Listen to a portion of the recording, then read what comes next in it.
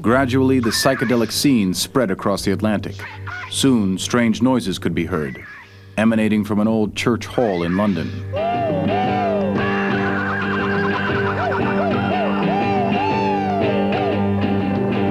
There was a need to experiment in order to find another way of expressing ourselves that didn't involve practicing playing the guitar for 10 years. At the time, people were standing there in little suits, you know, with those Gibson E2 kind of bass guitars held against the chest, going like that.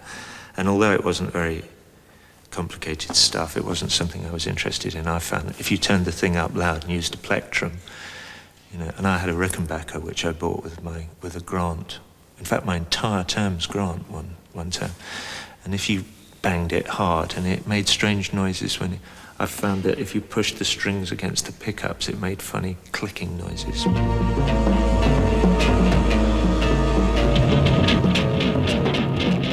There was a sort of wildness about the sort of British psychedelic scene.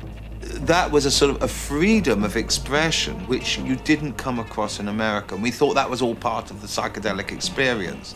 And I don't think anyone really did that at that time. Maybe the Grateful Dead did in terms of guitar solos, but they tended again, I think, to improvise in a far more conventional manner, you know, around sort of conventional chord sequences. Whereas I think that a lot of the British stuff was much more, you know, chord sequences, what are they? We're just playing, man, you know. And they just sort of played one, you know, just played one chord until everybody got bored and then said 1, 2, 3 and back to the song, you know. Arnold Lane had a strange... British record companies soon woke up to the underground scene. Pink Floyd was signed by EMI, and Syd Barrett penned a perfect slice of psychedelia.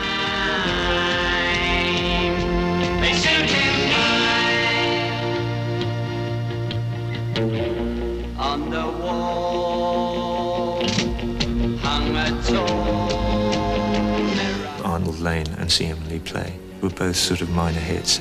We would not perform them live because we considered the 3-minute form to be irrelevant to the idea of live performances. And so we did a lot of gigs where people would stand on the balcony and pour beer on us because we wouldn't play C.M. Lee Play or Arnold Lane.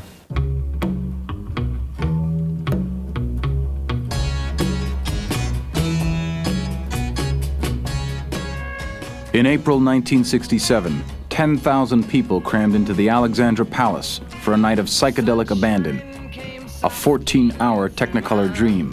I dropped a tab on the way to the gig. And it started coming on as we were being sort of directed in. I was having to steer the van in through something very tiny with lots of people wandering around all absolutely out of their crust. I mean, there were people sort of climbing over scaffolding, and it was an extraordinary building with all the glass in the alley-pally.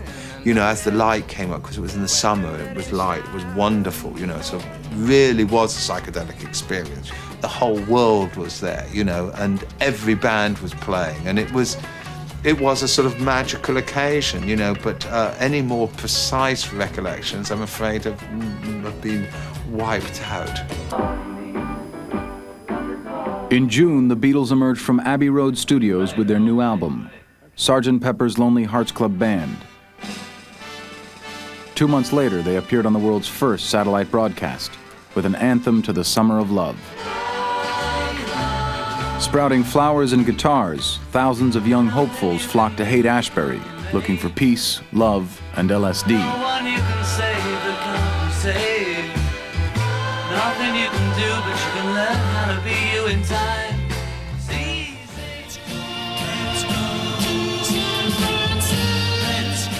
But even as the charts filled up with sycophantic odes to San Francisco, the Haight-Ashbury scene began to break up.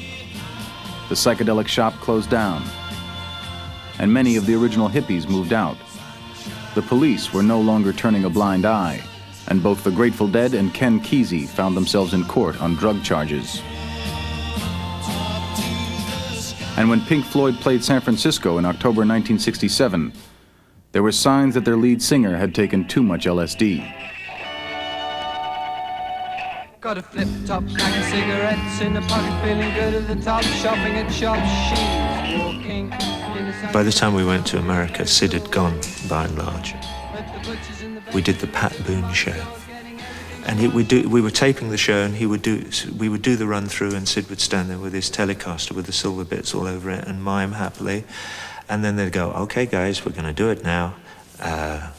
Roll the tape, and playback, and go." And he'd go,